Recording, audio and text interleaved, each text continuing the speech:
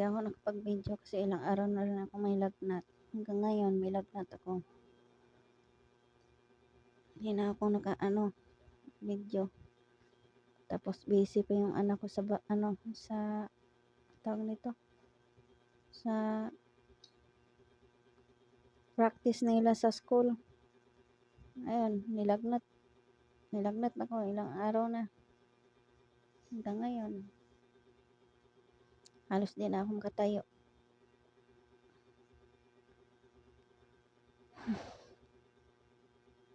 Wala pa naman ako gamot, mga kainday. Wala akong pangbili. Ibili ko ng ulam, ibili ko na lang na ulam na sa mga bata.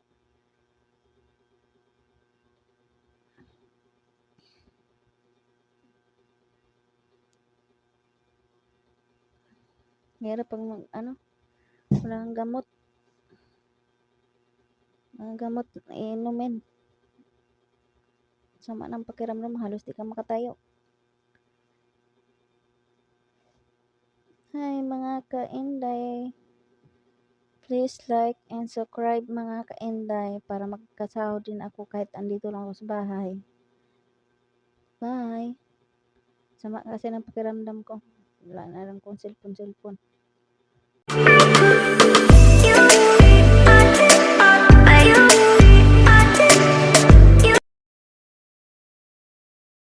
Hello mga kainday. Ito na, magbabalat na ako ng patatas. Balat na ako ng patatas mga kainday.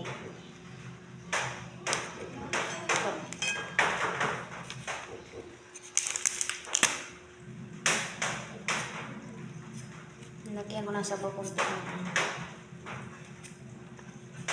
Yung giniling mga kainday, nilagyan ko ng sabaw kasi yung anak ko gusto ko may sabaw yung niya.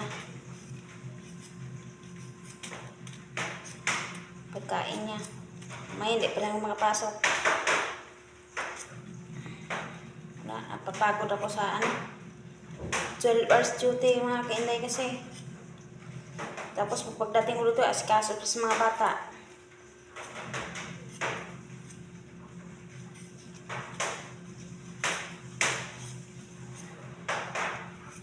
Nakakapagod. Parang ayaw ko na magtrabaho pero kailangan. No choice. Laking tulong din sa amin pag nagtrabaho ko.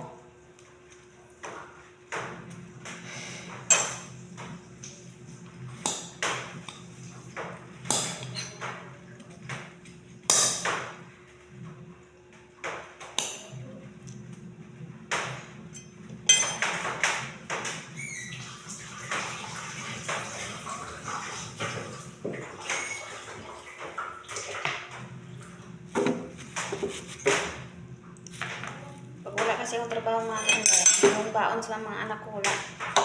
Kapos kami sa baon nila. Araw-araw magkano yan. Tapos iba pa yung merinda nila pagdating dito. Salamat nga ako na pagtrabaho ako ngayon. Yung mga anak ko lahingi. Wala kayo ibibigay, iyak-iyak.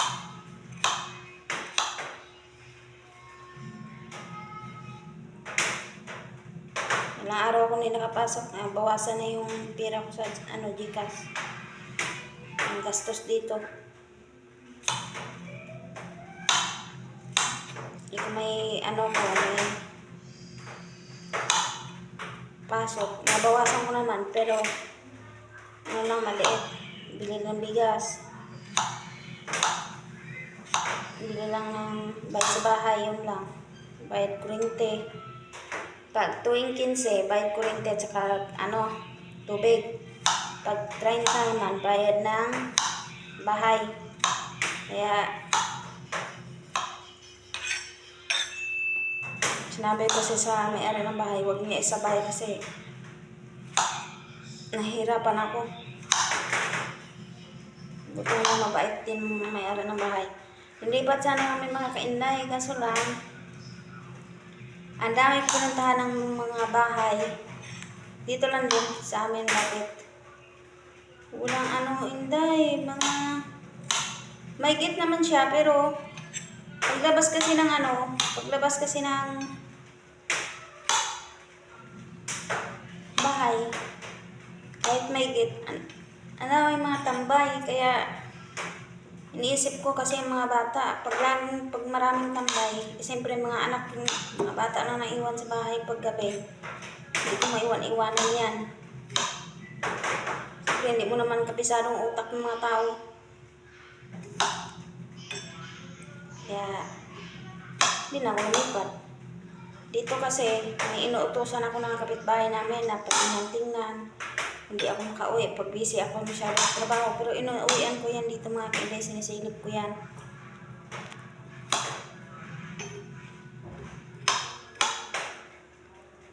Pinapasilip ko yan dito sa kapitbahay namin. Mabait din kasi kapitbahay namin.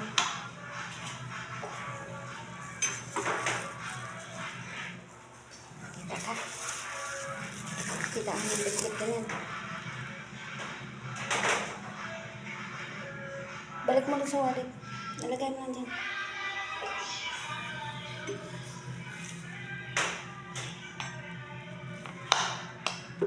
Hindi ako pwede mag-lipat ng bahay na basta-basta mga kainday tulad ng mga wala akong kaano dito sa bahay. Wala akong maasahan. Siyempre ang mga anak kong puro babae. Hindi mo naman masabi ang panahon. Kaya sabi ko sa kanila lang ako pag naglipat pang nagkasahod na ako na kasi hindi na ako magtrabaho pag halimbawa makasahod na ako dito. Kahit di pa ako makasahod dito, basta palapit na ako makasahod, titigil na ako sa trabaho, pupukas na ako dito. Kasi mga anak ko mga kainday, hindi ko na sila maturuan sa pag-school. Nahatid ko sila maasikaso, pero yung pagtuturo ng pagbabasa, hindi ko na sila maturuan kasi pagod na ako. Pagdating dito sa bahay, maglilinis pa.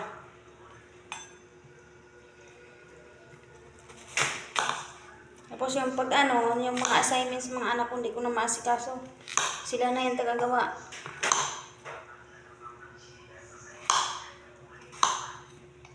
Hindi ko na sila maturuan na maayos. Iyon ko. Buti kung di ako mga kainday yun. Maturuan ko sila. Pero hindi rin lahat maturuan ko sila kasi hindi rin matapos-tapos kasi maglalaba ako. Kaya sobrang hirap mga kainday. Sobrang hirap nga mag-isa lang sa na pagdating mo sa galing sa trabaho, isang pahinga ka. Wala. Kailangan ko aasikasuhin mga anak mo.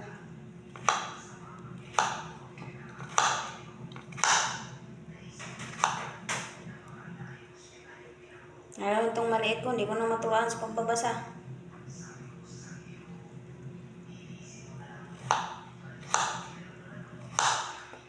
Sobrang hirap. Kaya minsan, gusto ko namang ayaw na pumasok.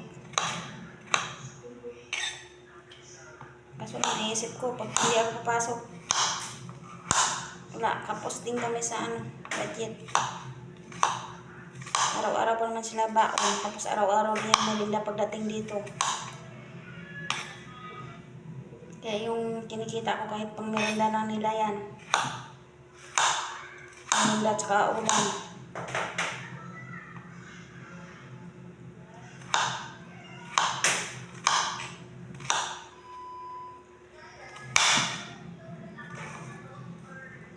Yung bahay namin dito mga kainday, halos di ko na linis-linisan.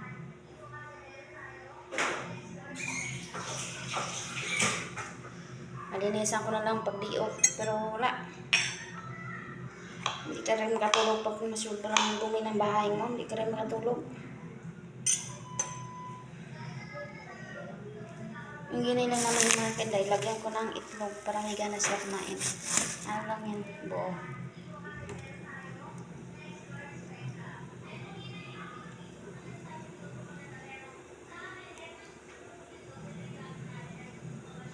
Yung anak ko matanda, yung bunso ko, matalino sana. Kaso lang, hindi ko nasa maturuan. Ayaw yan magpaturo kay ate niya. Si ate niya marunong lang magbasa. Ayaw yung paturo kay ate niya. Naaway niya si ate niya.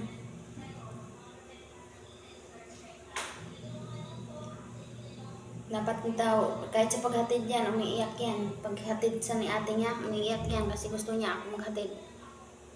Kaya wala akong pahinga. Pagdating sa galing sa trabaho, binilang ko na nila pagkain para may gana ng pagkain sa umaga. Bili na ako ng luto. Hindi na ako magluluto. Tapos,